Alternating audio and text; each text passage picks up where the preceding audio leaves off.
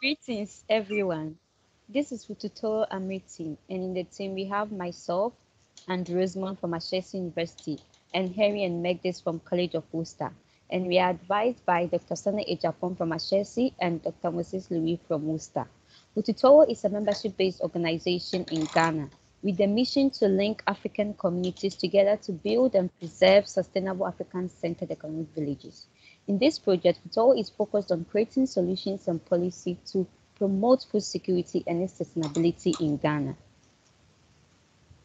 So first priority to the project we are working on for Fututorwo, the project objectives include conducting an agricultural scan for Ghana and mapping out the agricultural ecosystem using a geographical software. And then based on the agricultural scan, identify with justifications, food and non-food basket communities in the country. The deliverables expected from us at the end of the project period include the agricultural environmental map of Ghana, the definition and characteristics of food basket communities, the selected food and non-food basket communities and their profiles, policy review and analysis in the agricultural ecosystem, and partnership and grants that Foodstore can leverage on to promote its vision. We will then put all this information and other insights into a proposal for the client's use. We believe this project will help Foodstore understand better the Ghanaian agricultural environment, and then using the insights, policy interventions, and recommendations we provide in the proposal, we'll be able to identify ways to harness the potential of the ecosystem in order to improve food security and sustainability in the country. So next, we're going to talk about how we went about meeting our milestones from the beginning of the project. So in order to understand agriculture in Ghana, we began at a macro level, looking at both the national and the regional level in Ghana. On the left, you can see what began as our PESTLE analysis. So PESTLE stands for political, economic, social, technological, environmental, and legal. Using these categories, we were able to categorize and direct our research to understand Ghana's agriculture system and the different factors at play. On the right, you can see our stakeholder map.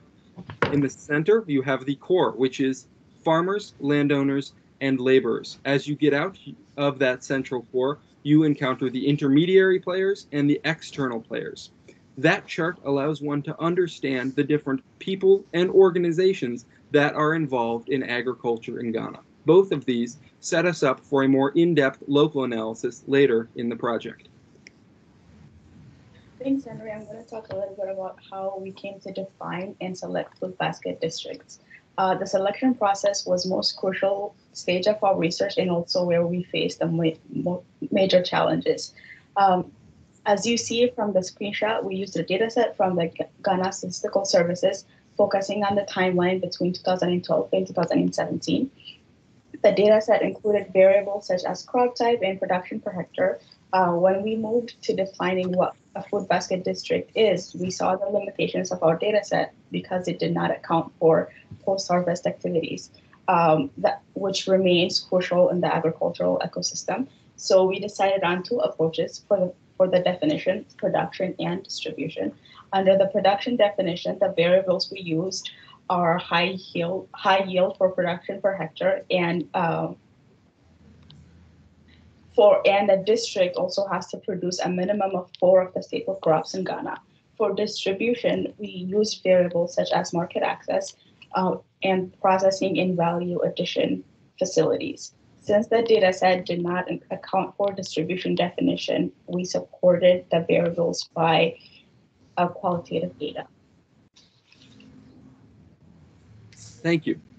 So, in order to select our districts, we also needed to look through the lens of agroecological zones, because obviously the environmental context in which agriculture takes place is going to play a major role in how that successful agricultural production is.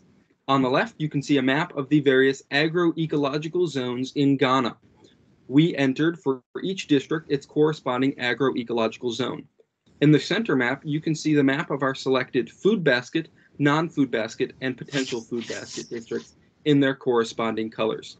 You will notice that if you look at the map on the left and then look at the map in the center, that in every single agroecological zone, we chose one food basket in dark green, one non-food basket in yellow, and one potential food basket in light green.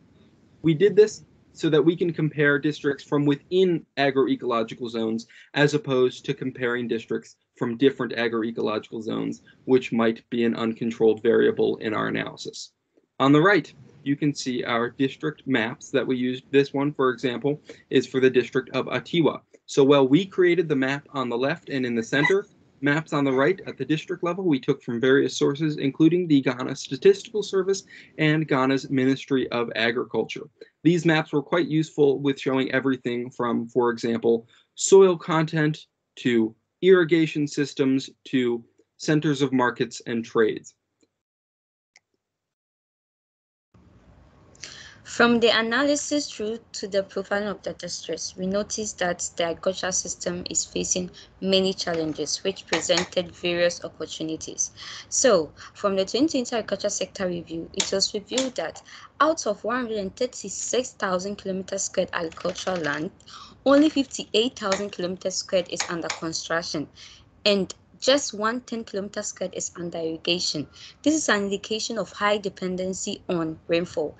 Hence, when farmers grow out of season, there is low yield. The figure on the left shows the irrigation map of Ghana showing the irrigation sites. This is not a newly developed map, but then it gives an image of how little irrigation is done in the agricultural sector, as indicated by the statistics. Hence, one of our initial recommendations that Fututorwo and some suggested potential partners, such as Agra, Green Gold Farms, could explore a small-scale irrigation. This will ensure that most farms take up small irrigation setups that can help them grow in all year round.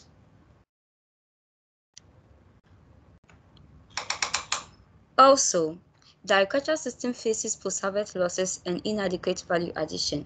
Hence, in the future, we recommend that Fututorwo, by partnering with local communities and initiatives, more agro-processing and food processing industries could be established so that it will take care of the low value addition as well as post-harvest losses.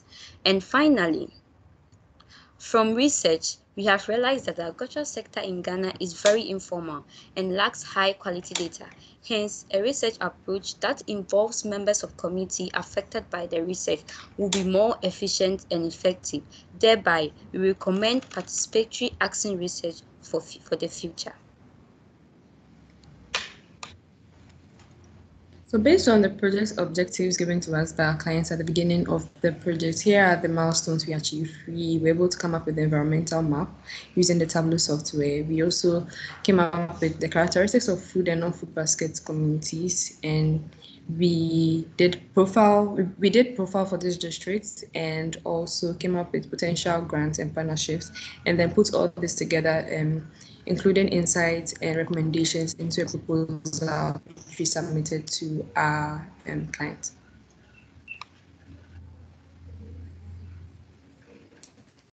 So this part, we are going to talk about our AMRI experience. So my AMRI experience has been a wonderful one and a learning one and a professional one as well. I've learned to be a good team player. I've learned to adjust to a new working environment and think aloud in terms of voicing out my thoughts, because it definitely matters. In doing AMRI, I've learned to adapt, especially working on a research project with time constraints, and to still be able to provide recommendations. Being on these projects, I have developed my skills such as adaptability, being a good listener, as well as data collection and analysis. I will describe this experience as immensely exciting. For myself, the AMRI experience has been a very valuable and educational experience. I would say my biggest takeaway has been how to take a very large-scale project with numerous goals and how to break that down into very achievable steps and divide that effectively amongst the team to make it a much more realistic goal. Thank you for your time.